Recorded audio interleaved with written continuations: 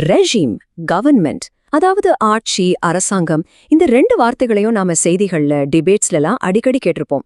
பாக்குறதுக்கு ரெண்டும் ஒண்ணு போலதான் தெரியும். ஆனா நிஜத்துல இது ரெண்டும் ஒண்ணா இல்ல வேற வேறயா? இந்த பொதுவான குழப்பத்துக்கு வாங்க அடுத்த சில நிமிஷங்கள்ல ஒரு தெளிவான விடைய பார்க்கலாம். சோ, நம்மளோட முக்கியமான கேள்வி இதுதான். ஆட்சியும் அரசாங்கமும் ஒண்ணுதானா? பதில் இல்லை, கண்டிப்பா இல்ல. ரெண்டுமே முற்றிலும் வேற வேற விஷயங்கள். ஆனா அது எப்படி வேற? என்னதான் அதுக்குள்ள இருக்கிற வித்தியாசம்?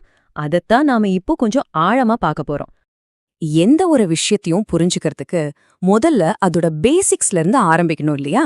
அதனால வாங்க முதல்ல இந்த ரெண்டு வார்த்தைகளுக்கும் என்ன அர்த்தம்னு தனித்தனியா பாத்திரலாம். அப்போதான் நமக்கான முழு படமும் தெளிவா தெரியும். ஃபர்ஸ்ட், அரசாங்கம், அதாவது கவர்மெண்ட்.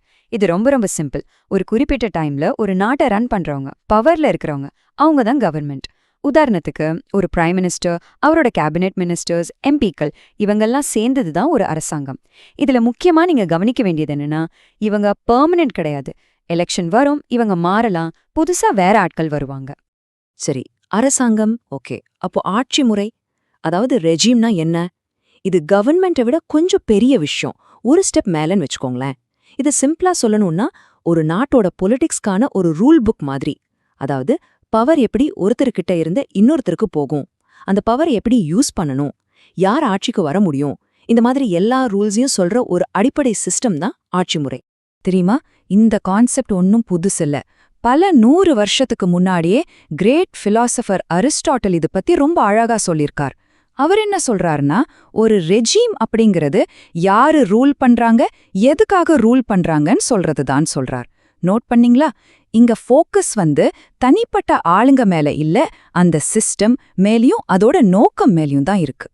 அரிஸ்டாட்டில் சொன்னது பழங்காலம்னா, இப்ப மாடர்ன் டைம்ஸ்ல பொலிட்டிக்கல் சயின்டிஸ்ட் ஹண்டிங்டனும் கிட்டத்தட்ட இதே விஷயத்தை தான் சொல்றார். அவர் பிரகாரம் ஒரு ஆட்சி முறைங்கிறது ஒரு ஓவரால் ஃப்ரேம்வொர்க். அதுதான் மக்கள் எப்படி பாலிடிக்ஸ்ல கலந்துக்கலாம், பவரை எப்படி யூஸ் பண்ணணும், ஒரு நாட்டோட மாரல் வேல்யூஸ் என்னவா இருக்கணும்னு முடிவு பண்ணுது. சிம்பிளா சொன்னா அந்த சிஸ்டத்தோட ஆன்மாவை பத்தி பேசுது. சரி, இப்போ டெஃபினிஷன் எல்லாம் பார்த்தாச்சு. இது ரெண்டுக்கும் இருக்கிற மெயின் வித்தியாசத்தை ஒரு சூப்பரான அனாலஜி வச்சு புரிஞ்சுக்கலாம். இதை நீங்க புரிஞ்சுக்கிட்டீங்கன்னா உங்களுக்கு இதுக்கப்புறம் கன்ஃபியூஷனே வராது. அது என்னன்னா பிளேயர்ஸ் வர்சஸ் கேம். இந்த கம்பேரிசன் பாருங்க, உங்களுக்கு எல்லாம் கிளியர் ஆயிரும். கவர்மெண்ட்டுங்கிறது ஒரு கிரிக்கெட் மேட்ச்ல விளையாடுற பிளேயர்ஸ் மாதிரி. இன்னைக்கு ஒரு கேப்டன் இருப்பாரு, நாளைக்கு வேற ஒருத்தர் வருவாரு. பிளேயர்ஸ் மாறிட்டே இருப்பாங்க. ஆனா அந்த ஆட்சி முறை, அதாவது ரெஜிம்ங்கிறது அந்த கிரிக்கெட் கேமோட ரூல்ஸ் மாதிரி. அந்த ரூல்ஸ் அவ்வளோ சீக்கிரம் மாறாது இல்லையா? அது ரொம்ப நாளைக்கு அப்படியே தான் இருக்கும். ஒரு பிரைம் மினிஸ்டர் மாறலாம், ஆனா டெமோக்ரஸிங்கிற அந்த ரூல் புக், அந்த சிஸ்டம் அப்படியே இருக்கலாம். இதுதான் இதுக்குள்ள இருக்கிற முக்கியமான பாயிண்ட். ஸோ இதனால தான் ரெஜீம் அங்கிற வார்த்தைய ஒரு கவர்மெண்டோட கேரக்டரை, அதோட தனித்தன்மையை சொல்றதுக்கு பயன்படுத்துறாங்க. அதாவது ஒரு கவர்மெண்ட் ஜனநாயக வழியில போகுதா இல்ல ஒரு சர்வாதிகார வழியில போகுதான்னு சொல்றதுக்கு இந்த வார்த்தை ரொம்ப ஹெல்ப்ஃபுல்லா இருக்கு. ஓகே, இப்போ நெக்ஸ்ட் ஸ்டெப்புக்கு போகலாம். இந்த ஆட்சி முறைகளை, அதாவது ரெஜீம்களை எப்படியெல்லாம் வகைப்படுத்தலாம்? இத புரிஞ்சுக்கிறதுக்கு பொதுவா ஒரு 4 வழிகள் இருக்கு. அது என்னன்னு பார்க்கலாம் வாங்க. ஒரு ஆட்சி முறைய அதோட லீடர்ஷிப், அதோட ஸ்ட்ரக்சர், அது எந்த சோஷியல் கிளாஸுக்காக நிக்குது, அப்புறம் அதோட ஐடியாலஜி, இந்த 4 விஷயங்களை வச்சு நாம அடையாளம் காணலாம். வாங்க ஒன்னொன்னா குயிக்கா பாத்திரலாம். ஃபர்ஸ்ட், லீடர்ஷிப் மூலமா வகைப்படுத்துறது. சில சமயம் பாத்தீங்கன்னா ஒரு லீடரோட பர்சனாலிட்டியை அந்த கவர்மெண்டோட அடையாளமா மாறிடும். அதனாலதான் நம்ம அடிக்கடி அவங்க பேர்லயே அந்த ஆட்சியை சொல்றோம். உதாரணத்துக்கு பண்டாரநாயக்க ஆட்சி, ராஜபக்ஷ ஆட்சி, இந்திரா காந்தி ஆட்சி, இல்லனா சிங்கப்பூர்ல லீ குவான் யூ ஆட்சி அப்படின்னு சொல்றோம் இல்லையா? அதுதான் இது. ரெண்டாவது, அதோட ஸ்ட்ரக்சர், அதாவது அதோட அமைப்பை வச்சு சொல்றது. சிம்பிளா சொன்னா அது எப்படி ஃபார்ம் ஆயிருக்குன்னு பாக்குறது.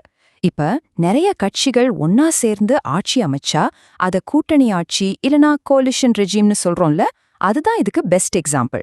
மூணாவது வழி சோஷியல் கிளாஸ், அதாவது சமூக வர்க்கத்தை அடிப்படையா வச்சு சொல்றது. ஒரு கவர்மெண்ட் எந்த கிளாஸ் மக்களுக்கு அதிக முக்கியத்துவம் கொடுக்குதுன்னு பாக்குறது. அதை வச்சு இது ஒரு கேபிட்டலிஸ்ட் கிளாஸ் ஆட்சி, மிடில் கிளாஸ் ஆட்சி இல்லனா ஒரு ஒர்க்கிங் கிளாஸ் ஆட்சின்னு கூட சொல்லலாம். நாலாவது, கடைசியான ஆனா ரொம்ப முக்கியமான வழி ஐடியாலஜி, அதாவது சித்தாந்தம். இததான் நம்ம ரொம்ப காமனா கேட்கிற ஒரு வகைப்படுத்தல். ஒரு கவர்மெண்டோட கோர் பிரின்சிபிள்ஸ் என்ன, அதை வச்சு இது ஒரு டெமோக்ராட்டிக் ஆட்சி, வெல்ஃபேர் ஆட்சி, சோஷலிஸ்ட் ஆட்சி இல்லனா ஒரு ஆத்தோரிட்டேரியன் ஆட்சின்னு நாம பிரிக்கிறோம். ஓகே, இவ்ளோ நேரம் நம்ம நிறைய விஷயம் பார்த்துட்டோம். இது எல்லாத்தையும் ஒரே ஒரு லைன்ல சுருக்கமா சொல்லிரலாம். இந்த ஒரு விஷயத்த மட்டும் நீங்க மனசுல வச்சுக்கிட்டீங்கன்னா போதும். இதுக்கப்புறம் உங்களுக்கு ஆட்சி, அரசாங்கம் பத்தின குழப்பமே இருக்காது.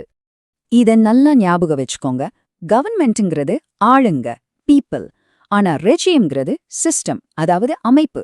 ரொம்ப சிம்பிளா, கவர்மெண்ட்னா பிளேயர்ஸ், ரெஜிம்னா கேம். இதுதான் இதுக்குள்ள இருக்கிற அடிப்படையான மிக முக்கியமான வித்தியாசம். சரி, இப்போ உங்களுக்கான ஒரு கேள்வி. நாம இப்போ கத்துக்கிட்ட விஷயங்களை வச்சு நீங்க வாழ்ற நாட்டோட ஆட்சி முறையை நீங்க எப்படி சொல்லுவீங்க?